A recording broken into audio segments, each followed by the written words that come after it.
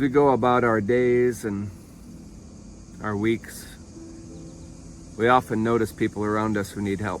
And most of the time, I would guess that we probably do reach out and do the things that we're supposed to do, whether it be for those that we're assigned to minister to, or just maybe even a stranger in need who needs help changing a tire or grabbing something from a grocery store shelf.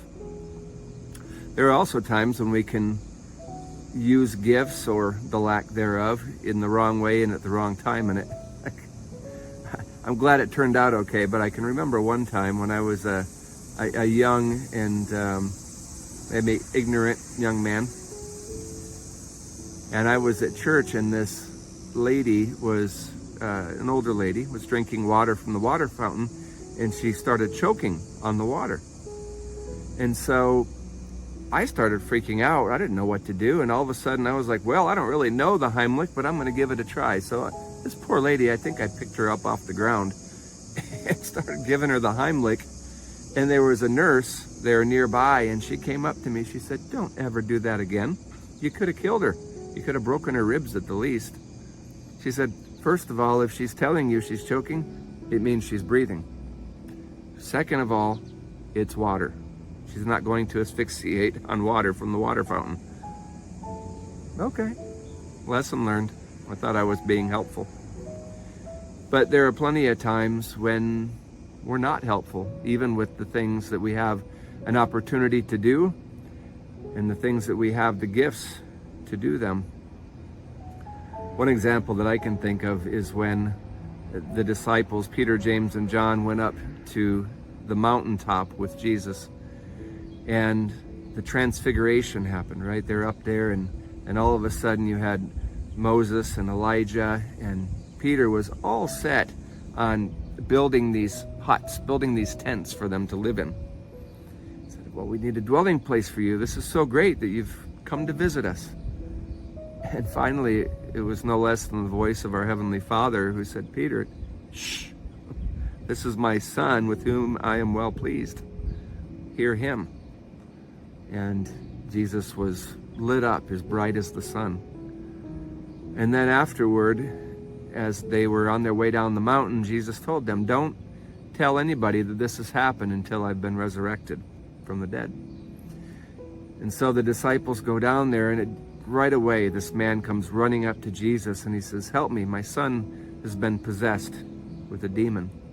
I need your help. And I tried to ask your other disciples here to help me out, but they couldn't.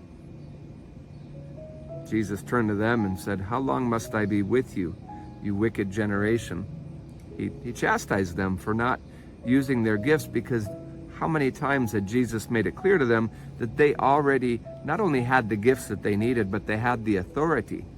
In fact, Jesus had commissioned them to use their gifts to cast out demons, to heal the sick, to give sight to the blind.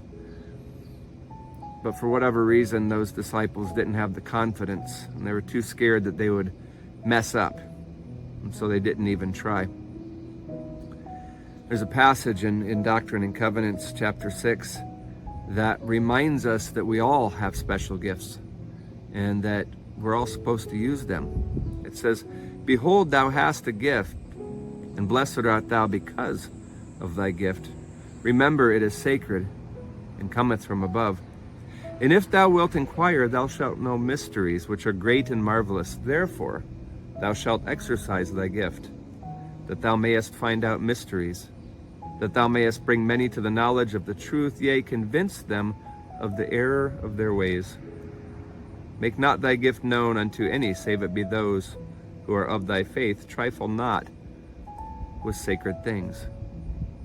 So there is a warning for who to use your gifts with and whatnot. In my case, I didn't know Heimlich, so it wasn't a gift, and I used it in the wrong way.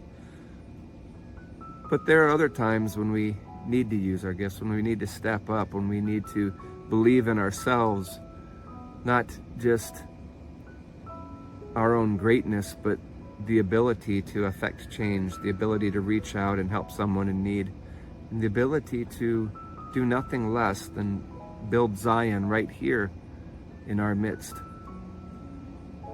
We don't have to go outside of our home to find people in need. Our own children, our spouses, they need examples. They need leaders. They need husbands and fathers, partners, whatever our situation may be, that have the faith in our Heavenly Father and the gifts that He has given us to be able to use them to bless others. Brothers, let's join together. Let's be brave. Let's be courageous. Let's believe that we do have gifts. And let's believe that if we use them, great and amazing works and wonders will happen.